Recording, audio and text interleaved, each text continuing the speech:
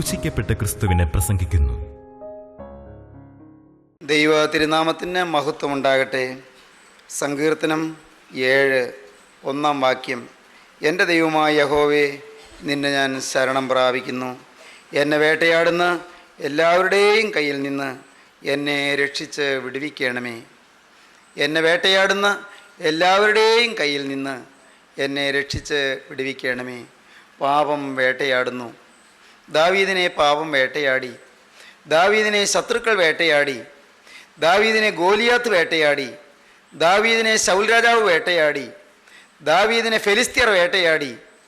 ദാവീദിനെ അമാലേക്യർ വേട്ടയാടി. ദാവീദിനെ ശത്രു സൈന്യം വേട്ടയാടി. ദാവീദിനെ സ്വന്തം മകൻ വേട്ടയാടി. സ്വന്തം മകനായ അബ്ശാലോം ദാവീദിനെ കൊല്ലുവാൻ ദാവീദിൻ്റെ പിന്നാലെ സൈന്യത്തെ അയച്ചു. അബ്ശാലോം തന്നെ പടവാളേന്തി അപ്പനെ കൊല്ലുവാൻ പുറപ്പെട്ടു. ദാവീദിനെ അനേകം ഭീകര വിപത്തുക്കൾ വേട്ടയാടി. അത്യാഹിതങ്ങൾ വേട്ടയാടി. പാപം ദാവീദിനെ വേട്ടയാടി. ദാവീദിനെ പാപം വേട്ടയാടി. പ്രിയപ്പെട്ടവരെ, ദാവീദ് പ്രാർത്ഥിച്ചു. നാം പ്രാർത്ഥിക്കണം. നമ്മെയും പാപം വേട്ടയാടുന്നുണ്ട്, നമുക്കും പ്രാർത്ഥിക്കണം.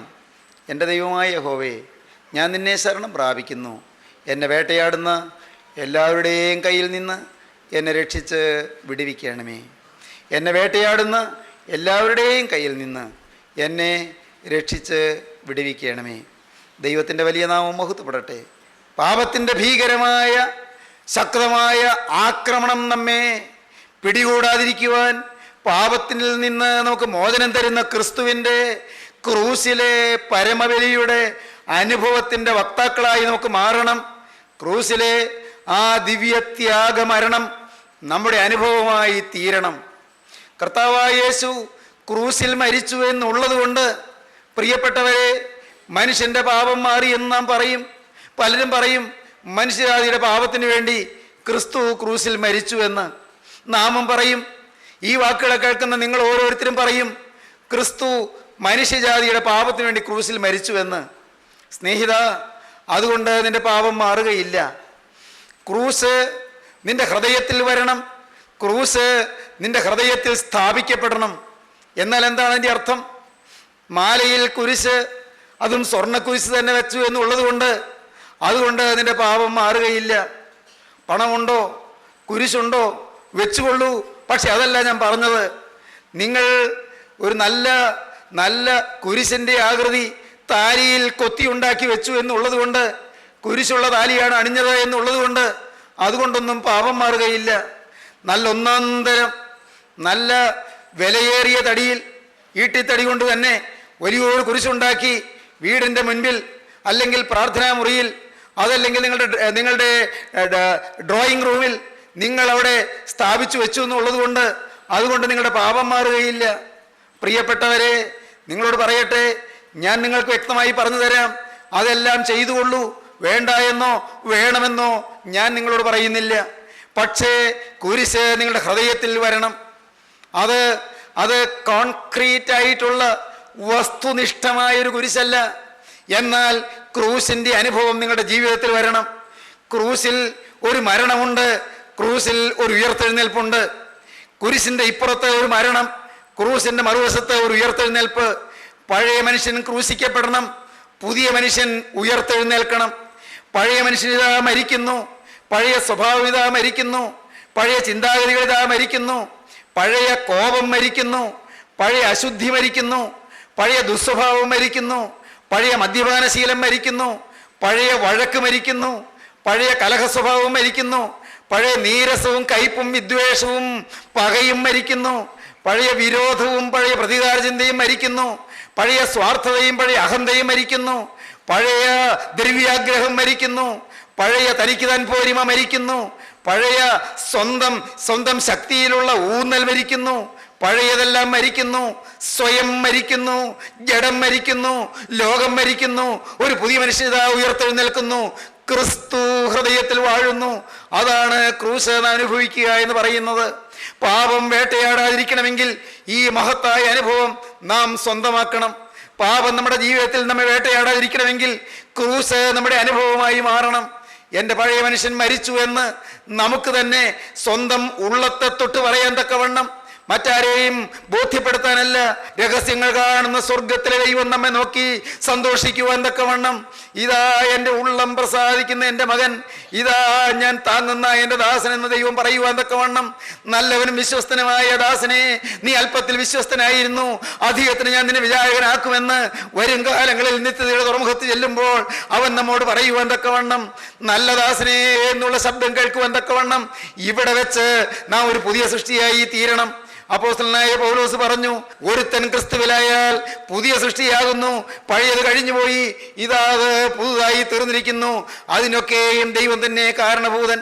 പാപം വേട്ടയാടുന്നു. പഴയ നിയമത്തിൽ മോശയുടെ പഞ്ചഗ്രന്ഥങ്ങളിൽ 4-ാമത്തെ പുസ്തകമായ സംഖ്യാപുസ്തകത്തിൽ 32-ാം അധ്യായത്തിൽ 23-ാം വാക്യത്തിൽ ഇങ്ങനെ നാം വായിക്കുന്നു, നിങ്ങളുടെ പാപത്തിൻ്റെ ഫലം നിങ്ങൾ അനുഭവിക്കും, നിങ്ങളുടെ പാപഫലം നിങ്ങൾ അനുഭവിക്കും. സംഖ്യാപുസ്തകം 32:23. അത് കർശനമായൊരു താക്കീതാണ്. അത് ഭീഷണിപ്പെടുത്തുകയല്ല, വരാൻ പോകുന്ന അവിടെ ഒഴിവാക്കാനുള്ള ദൈവീക സ്നേഹത്തിൻ്റെ മധുരോദാരമായ നിർദ്ദേശമാണ്.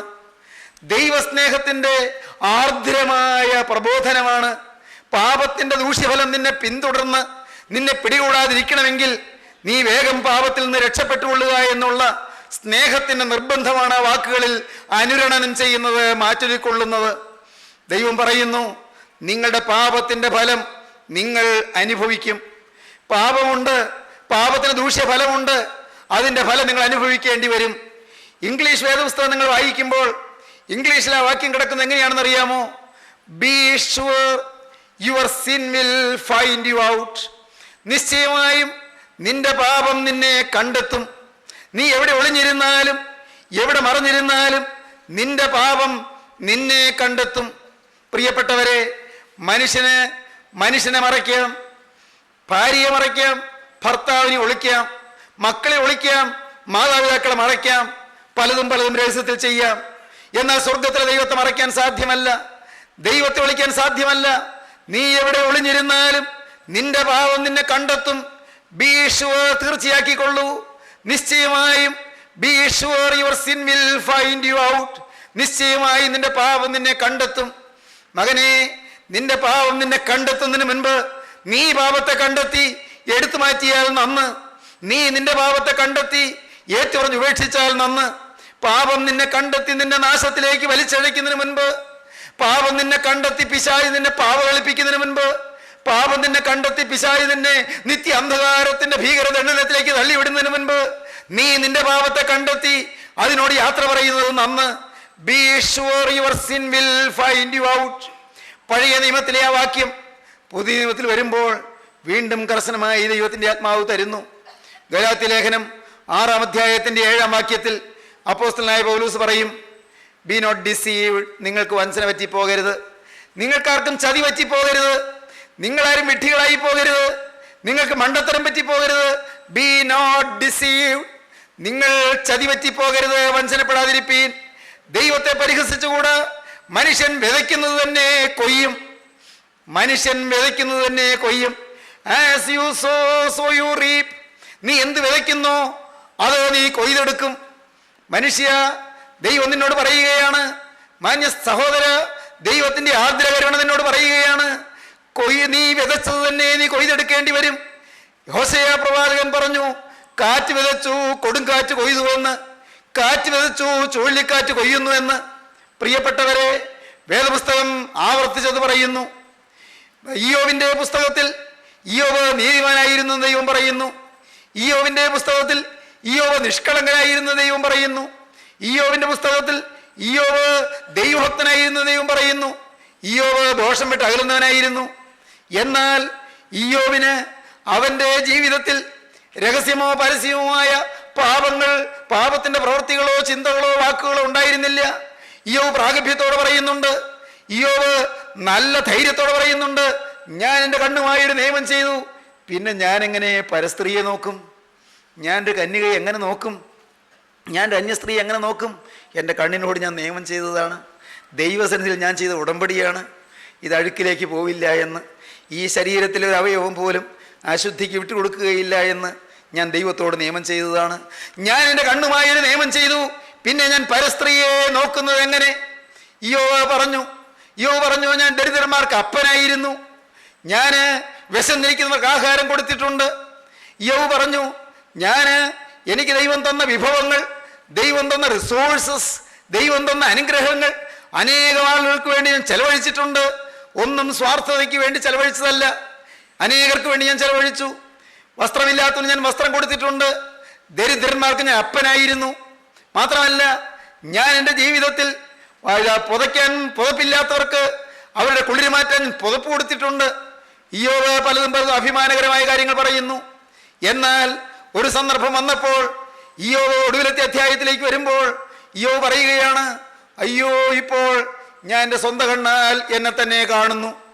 ഇയ്യോബിന്റെ പുസ്തകം ഒടുവിലത്തെ അധ്യായത്തിൽ നാം അതാണ് കാണുന്നത്. 42-ാം അധ്യായം അതിലെ ആദ്യത്തെ വാക്യം മുതൽ ഇങ്ങനെ വായിക്കും. അതിന് ഇയ്യോബ് യഹോവയോട് ഉത്തരം പറഞ്ഞത്, നിനക്ക് സകലവും കഴിയുമെന്നും നിന്റെ ഉദ്ദേശമൊന്നും അസാധ്യമല്ലെന്നും ഞാൻ അറിയുന്നു. അറിവുകൂടാതെ ആലോചനയെ മറിച്ച് കളയുന്ന ഒരുവനാര്? അങ്ങനെ എനിക്ക് അറിഞ്ഞുകൂടാതെ അത്ഭുതമേറിയത് ഞാൻ തിരിച്ചറിയാതെ പറഞ്ഞുപോയി. കേൾക്കണമേ, ഞാൻ സംസാരിക്കും, ഞാൻ നിന്നോട് ചോദിക്കും, എന്നെ ഗ്രഹിപ്പിക്കണമേ. ഞാൻ നിന്നെക്കുറിച്ചൊരു കേൾവി മാത്രമേ കേട്ടിരുന്നുള്ളൂ, ഇപ്പോഴോ എൻ്റെ കണ്ണാൽ നിന്നെ കാണുന്നു. ആകയാൽ ഞാൻ എന്നെ തന്നെ വെറുത്ത് പൊടിയിലും ചാരത്തിലും കിടന്ന് അനുഭവിക്കുന്നു. അനേകം തിരിച്ചടികൾ ഇയ്യോബിന് ഏൽക്കേണ്ടി വന്നു. അനേകം തിരിച്ചടികൾ ഇയ്യോബിന്റെ ജീവിതത്തിൽ, അനേകം കെടുതികൾ ഏൽക്കേണ്ടി വന്നു.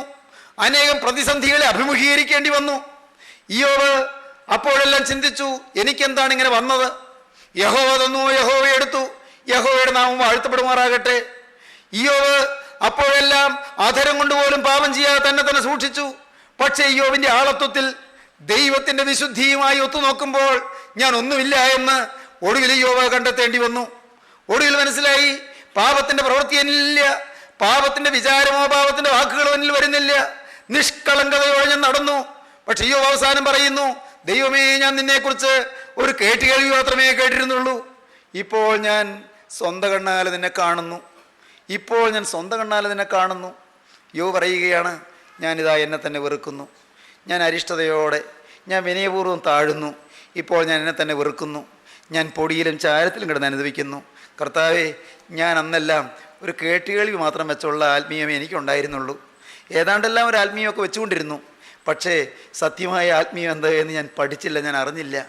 ഇപ്പോൾ ഞാനത് എൻ്റെ സ്വന്തം കണ്ണാൽ ഞാൻ നിന്നെ കാണുന്നു. ദൈവജനമേ, ഇത് തന്നെ കണ്ടു കഴിയുമ്പോൾ, അയ്യോ, ഈ പാപം എന്നെ കണ്ടെത്തുന്നതിന് മുൻപ് പാപത്തിൽ നിന്ന് എനിക്ക് മോചനം കിട്ടണമല്ലോ എന്ന് നാം ആഗ്രഹിക്കും.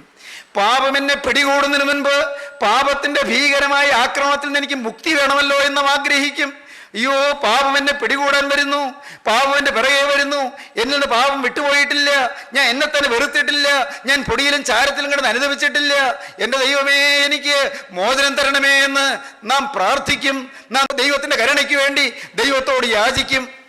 B sure your sin will find you out. നിശ്ചയമായും നിന്റെ പാപം നിന്നെ കണ്ടെത്തും. As you sow you reap. നീ വിതയ്ക്കുന്നത് നീ കൊയ്തെടുക്കും. വിതയ്ക്കും കൊയ്ത്തിനും 3 പ്രമാണമുണ്ടെന്ന് പറയാൻ നമുക്ക് സാധിക്കും. കാരണം കൃഷി സംബന്ധമായ പരിചയമുള്ളവർക്ക് അത് എളുപ്പം മനസ്സിലാകുന്നതാണ്. എന്താണെന്നോ, വിതയ്ക്കും കൊയ്ത്തിനും 3 പ്രമാണമുണ്ട്. വിതച്ചാൽ അതേ വിത്ത് തന്നെയാണ് കൊയ്യുന്നത്.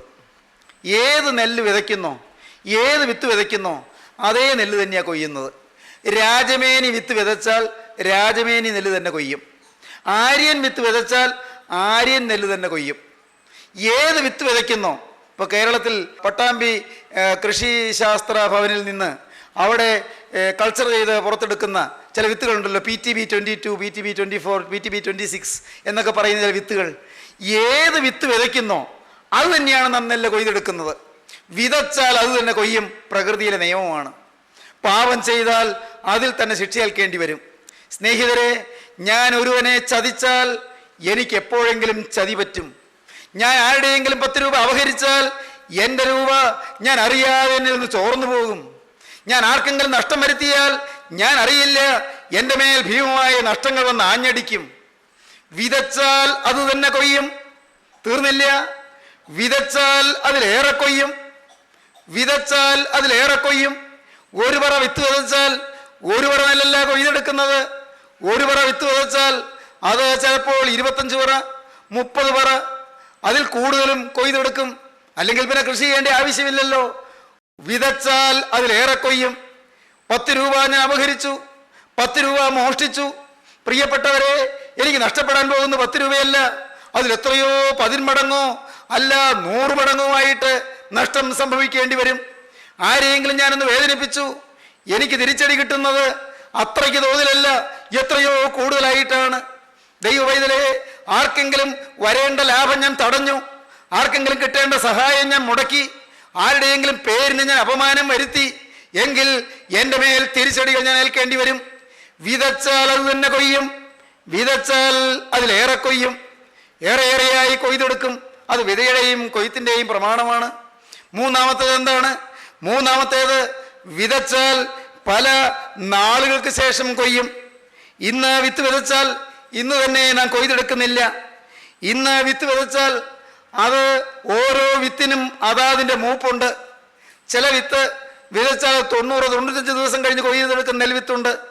ചിലത് 110, 120, 126 ദിവസം വരെ ഈ മൂപ്പുള്ള വിത്തുണ്ട്. വിതച്ചാൽ പല നാളുകൾക്ക് ശേഷം കൊയ്യും. ഇന്നൊരു അനീതി പ്രവർത്തിച്ചാൽ ഇന്ന് തന്നെ ശിക്ഷ കിട്ടണമെന്നില്ല, ഇന്ന് തന്നെ ശിക്ഷ കിട്ടണമെന്നില്ല. നാളുകൾക്ക് ശേഷമായിരിക്കും ശിക്ഷ വരുന്നത്, പല നാളുകൾക്ക് ശേഷമായിരിക്കും തിരിച്ചടി ഏൽക്കുന്നത്. ഇന്ന് ആരെയെങ്കിലും ചതിച്ചു, ഇന്ന് ആരെയെങ്കിലും വഞ്ചിച്ചു, ഇന്ന് ആരെയെങ്കിലും പരിഹസിച്ചു, ഇന്ന് ആരിലെങ്കിലും ദോഷം വരത്തക്കവണ്ണം എന്തെങ്കിലും പ്രവർത്തിച്ചു വെച്ചു, പല നാളുകൾക്ക് ശേഷമാണെങ്കിലും അതിൻ്റെ തിരിച്ചടി മനുഷ്യൻ ഏൽക്കേണ്ടി വരും. 1, വിതച്ചാൽ അത് തന്നെ കൊയ്യും. 2, വിതച്ചാൽ അതിലേറെ കൊയ്യും. 3, വിതച്ചാൽ പല നാളുകൾക്ക് ശേഷം കൊയ്യും. As you sow so you reap. നീ വിതയ്ക്കുന്നത് അത് തന്നെ നീ കൊയ്തെടുക്കും. സംഭാപ്രസംഗിയുടെ പുസ്തകം 8-ാം അധ്യായത്തിൽ നാം ഇങ്ങനെ വായിക്കുന്ന 11-ാം വാക്യം, ദുഷ്പ്രവർത്തിക്കുള്ള ശിക്ഷാവിധി തൽക്ഷണം നടക്കായിക കൊണ്ട് മനുഷ്യർ ദോഷം ചെയ്യുവാൻ ധൈര്യപ്പെടുന്നു. ദുഷ്പ്രവർത്തിക്കുള്ള ശിക്ഷാവിധി അപ്പോൾ തന്നെ കിട്ടുന്നില്ല, പല നാളുകളോ കാലങ്ങളോ കഴിഞ്ഞായിരിക്കും ശിക്ഷാവിധി കിട്ടുന്നത്. പ്രിയപ്പെട്ടവരെ, മറക്കല്ലേ, പാപം നിന്നെ പിടികൂടുന്നതിന് മുൻപ് നീ പാപത്തിൽ നിന്ന് മോചനം പ്രാപിച്ചുകൊള്ളൂ. പാപത്തെ നീ കണ്ടെത്തിക്കൊള്ളൂ. പാപം നിന്നെ കണ്ടെത്തുന്നതിന് മുൻപ് മകനീ നീ പാപത്തെ കണ്ടെത്തിക്കൊള്ളൂ. പാപത്തെ കണ്ടെത്തി ഉപേക്ഷിച്ചാൽ ദൈവം കൃപയായി നിനക്ക് മോചനം തരും. ഇന്ന് കൃപയുടെ കാലമാണ്. ഇന്ന് കൃപയുടെ വാതിൽ തുറന്നിരിക്കുകയാണ്. ഇന്ന് പെട്ടകത്തിന്റെ വാതിൽ തുറന്നിരിക്കുകയാണ്. നീതി പ്രസംഗിയായ നോഹ പ്രസംഗിച്ചു, വേഗമെന്ന് പെട്ടകത്തിൽ കയറിക്കൊള്ളുവീൻ, എനിക്ക് ദൈവത്തിൻ്റെ അരുളപ്പാട് കിട്ടി. ആളുകൾ കളിയാക്കി, ഈ കാരണവർക്ക് ഏതോ വിട്ടിത്തം പറ്റിയിരിക്കുകയാണ്, പാവം പ്രായമായപ്പോൾ ഏതോ കിറുക്ക് പറ്റിയതാണ്, സുബോധം കുറഞ്ഞു, നെർവസ് കംപ്ലയിൻസ് ഒക്കെ ആയിരിക്കണം. ആളുകൾ പലതും പറഞ്ഞു കാണും. ഇന്നത്തെ രീതിയിൽ ഞാനത് വേറെ രീതിയിലൊന്നും അവതരിപ്പിക്കുന്നതേ ഉള്ളൂ. നോഹ പറഞ്ഞു, അല്ലല്ല, നിങ്ങൾ ധരിക്കുന്നത് പോലല്ല, വെറും തോന്നലല്ല, സ്വപ്നത്തിൽ കിട്ടിയതൊന്നുമല്ല, ഇത് ദൈവം നേരിട്ട് അരുളപ്പാട് തന്നതാണ്. സ്വർഗത്തിലെ ദൈവത്തിൻ്റെ വചനമാണ്. പെട്ടകം നിർമ്മിക്കാൻ ഞാൻ പെട്ടകം നിർമ്മിച്ചു. മഴ പെയ്യും, ആകാശത്ത് നിന്ന് ഭൂമിയിലേക്ക് വെള്ളം ഈ ഭൂമിയിലേക്ക് ഒഴുകി വരും. ആകാശത്ത് നിന്ന് വെള്ളം ഭൂമിയിൽ മഴയായി പെയ്യും, വെള്ളം ഭൂമിയിൽ നിറയും. അപ്പോൾ രക്ഷപ്പെടാൻ, വെള്ളത്തിൽ മുങ്ങി ചാകാതിരിക്കാൻ അതിനൊരു പോംവഴിയുണ്ട്. ഇതാ ദൈവം കരുണയോടൊരു പെട്ടകം തീർത്തിരിക്കുന്നു. ആരും നഷ്ടപ്പെടേണ്ട ആവശ്യമില്ല, ആരും അപകടപ്പെടേണ്ട കാര്യമില്ല, ആരും നശിക്കേണ്ട ആവശ്യമില്ല, ആർക്കും രക്ഷപ്പെടാം. പെട്ടകം ഇതാ തയ്യാറാക്കിയിരിക്കുന്നു, പെട്ടകത്തിൽ കടക്കാം. പെട്ടകത്തിൻ്റെ നടുവിലത്തെ തട്ടിൽ വാതിലുണ്ട്. താഴത്തൊരു തട്ട്, നടുക്കൊരു തട്ട്, മുകളിലൊരു തട്ട്. മുകളിലത്തെ തട്ടിലൊരു കിളിവാതിലുണ്ട്. എല്ലാം ആത്മീയമായ അർത്ഥങ്ങളുണ്ട് കേട്ടോ, അതൊന്നും ഇപ്പോൾ പറയാൻ പോകുന്നില്ല. നോക്കൂ, ഈ വാതിൽ കൂടി അകത്ത് കിടക്കാം. വാതിൽ തുറന്നിട്ടിരിക്കുകയാണ്. നോഹ പറഞ്ഞു, എപ്പോഴോ എനിക്ക് അറിഞ്ഞുകൂടാ ഈ വാതിൽ അടയും എന്നാണ് എനിക്ക് അറിഞ്ഞുകൂടാ, അത് ദൈവത്തിൻ്റെ കാര്യമാണ്. എന്നോട് പറഞ്ഞത് വേഗം എല്ലാവരെയും ക്ഷണിച്ചുകൊള്ളൂ എന്നാണ്. പ്രളയത്തിൽ നശിച്ചു പോകാതിരിക്കാൻ, ജലപ്രളയത്തിൽ മുങ്ങി തീരാതിരിക്കാൻ വേഗം അകത്ത് കയറുവാൻ ജനത്തെ പ്രബോധിപ്പിക്കൂ, ജനത്തിന് മുന്നറിയിപ്പ് കൊടുക്കൂ എന്ന് ദൈവം എന്നോട് അരുളി ചെയ്തതുകൊണ്ട് ഞാൻ ഈ പറയുന്ന ദൈവത്തിൻ്റെ അരുളപ്പാട് മാത്രമാണ്. നീതി പ്രസംഗിയായ നോഹ 120 വർഷങ്ങൾ പ്രസംഗിച്ചു.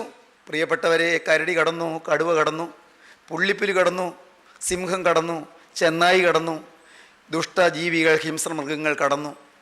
എന്നാൽ വിശേഷബുദ്ധിയുള്ള മനുഷ്യൻ സംശയിച്ച് നിന്നു. വേണമോ? ഇപ്പോൾ വേണമോ? ഇത് വിട്ടിത്തമല്ലേ? കാരണം മഴ മനുഷ്യൻ കണ്ടിട്ടില്ല, അതുവരെ ഭൂമിയിൽ മഴയില്ല. അതുവരെ ഇല്ലാത്തവയെക്കുറിച്ച് അരുളപ്പാടുണ്ടായി. എബ്രായ ലേഖനം 11-ാം അധ്യായത്തിൽ നാം വായിക്കുന്നത് എങ്ങനെയാണ്?